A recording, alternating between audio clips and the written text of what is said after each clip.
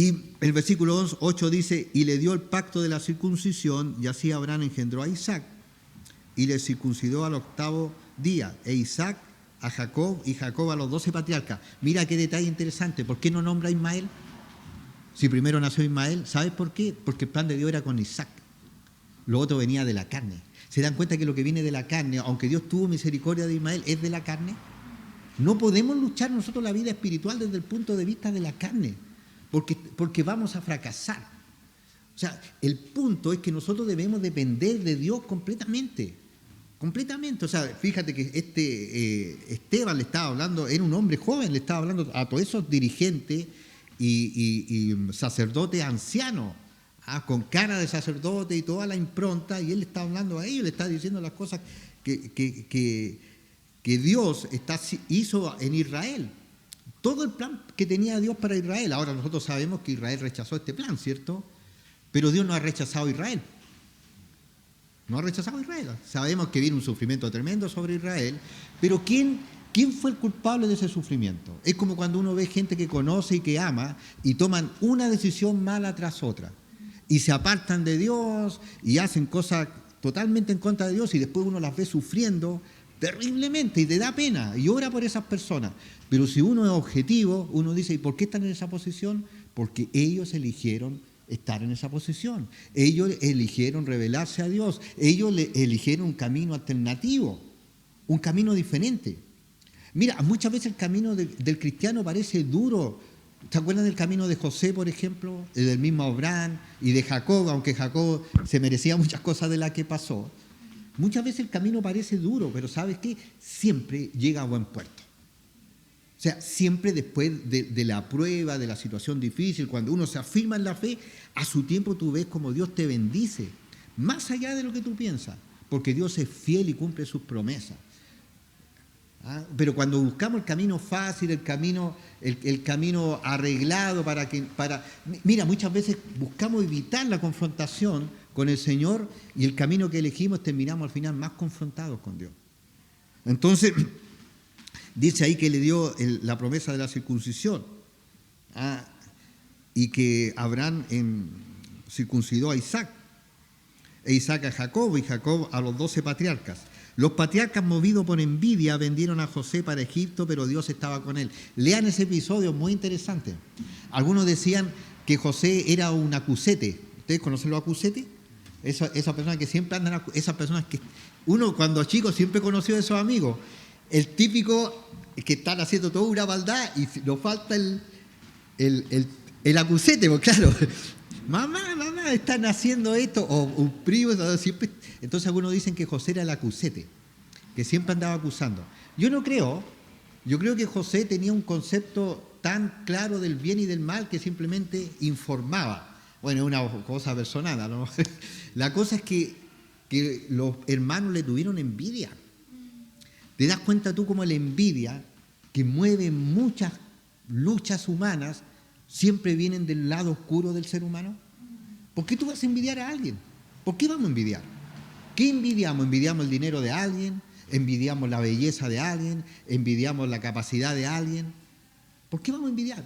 Si nosotros somos hijos de Dios y Dios nos da un valor tremendo a nuestras vidas, entonces la envidia no debiera ser, no debiera existir en nuestro corazón. Yo he conocido gente cristiana que, como dice ahí Romano, arden de envidia porque a alguien le va mejor, porque a lo mejor se casó con quien quería, no sé, cualquier detalle de envidia. La envidia, viejo, la envidia nunca es algo que viene de parte de Dios. Hasta cierto punto podríamos decir que el primer envidioso fue el diablo. Él envidió el lugar de Dios. Por eso que nosotros tenemos que siempre tener ese concepto. ¿Por qué nosotros anhelamos o nos enojamos por algo que tiene otra persona? ¿De dónde nace eso? Bueno, acá dice que los hermanos de José tenían envidia y movidos por envidia, o sea, lo dice la Escritura. Entonces, esa fue la motivación de ellos. Vendieron a José para Egipto, pero Dios estaba con él. Lean eso porque es muy interesante cómo Dios trata eso. Había uno de los, Rubén no querían matarlo, dijo. O sea, mira, cómo la envidia puede llegar a un punto en tu vida de querer matar a otra persona por el solo hecho de no tener lo que él tiene. En este caso tenía todo el amor de su papá, Y también tenía algo que le había dado Dios, le había dado el discernimiento de leer los sueños. Eso se lo había dado Dios. O sea, ellos estaban envidiando algo que Dios le había dado a él. Después dice que fue José vendido para Egipto, pero Dios estaba con él. ¿Te das cuenta de eso? Que aún en el valle de la tormenta, en el valle, aún en medio de la situación difícil, Dios está contigo. Cuando estamos en medio del volcán, cuando estamos en esas situaciones, porque nos pasa, y te digo algo, nos va a pasar igual hasta que no nos... Mientras estemos en este mundo nos va a pasar.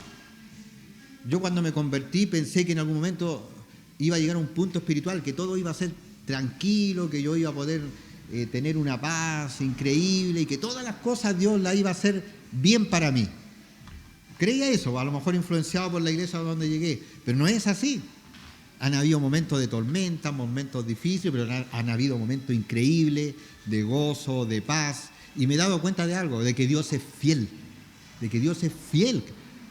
O sea, de que aún en medio de los momentos más difíciles Dios estuvo contigo, aunque tú ni siquiera te diste cuenta, pero Él estuvo ahí.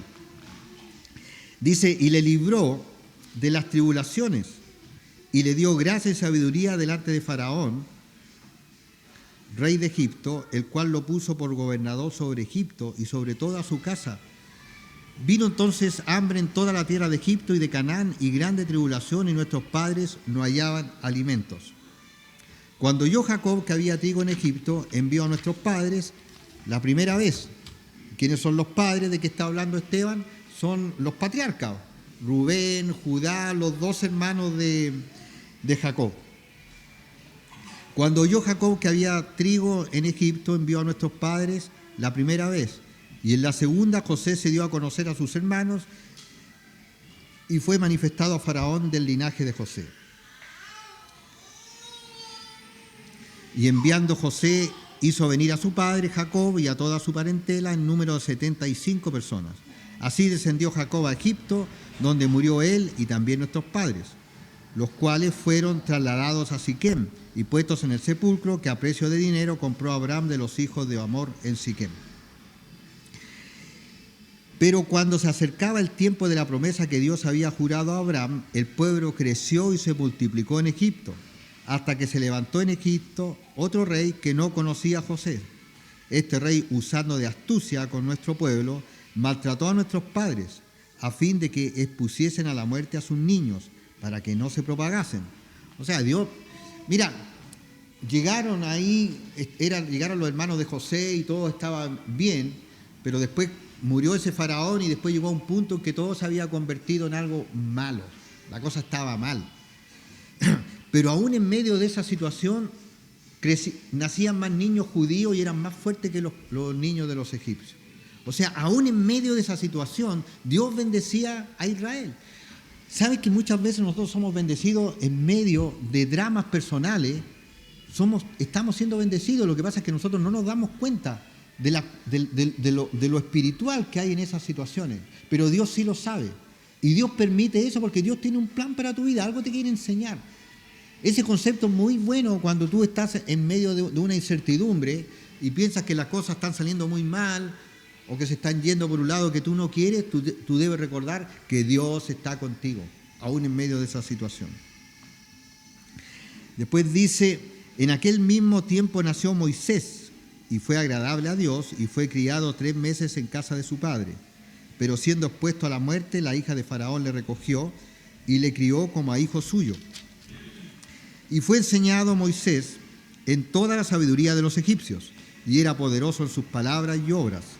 Cuando hubo cumplido la edad de 40 años, le vino al corazón el visitar a sus hermanos, los hijos de Israel. Y al ver a uno que era maltratado, lo defendió e hiriendo al egipcio, vengó al oprimido. Pero él pensaba que sus hermanos comprendían que Dios les daría libertad por mano suya, mas ellos no lo habían entendido así. Y al día siguiente se presentó a uno de ellos que reñían y los ponía en paz, diciendo, varones hermanos sois, ¿por qué os maltratáis el uno al otro? Entonces los que maltrataban a su prójimo le rechazó diciendo, ¿quién te ha puesto por gobernante y juez sobre nosotros? ¿Quieres tú matarme como mataste ayer al egipcio? Al oír estas palabras, Moisés huyó y vivió como extranjero en tierra de Madián, donde engendró a 2 hijos. Mira, Dios llama a Moisés, Moisés cree que es su tiempo, ve unos egipcios, un egipcio que está maltratando a un judío, lo mata, y piensa que llegó su tiempo. Después ve otra situación y uno de los judíos le dice, ¿quieren matarme igual como mataste al egipcio? Mira, Dios ya le había dado esta visión a Moisés. ¿Cuántos años pasaron para que esto se concretara? 40 años. Calvary Chapel, Mahanaim, Santiago.